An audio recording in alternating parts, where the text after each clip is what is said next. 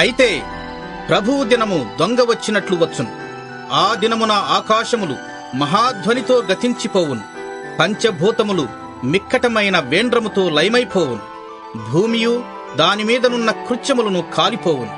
ఇవన్నీ ఇట్లు లయమైపోవునవి గనుక ఆకాశములు రవులుకొని లయమైపోవునట్టియు, పంచభూతములు మహావేంద్రముతో కరిగిపోవునట్టియు, దేవుని దినపు రాకడ కొరకు కనిపెట్టుచు దానిని ఆశతో అపేక్షించుచు మీరు పరిశుద్ధమైన ప్రవర్తనతోనూ భక్తితోనూ ఎంతో జాగ్రత్త గలవారై ఉండవలెను.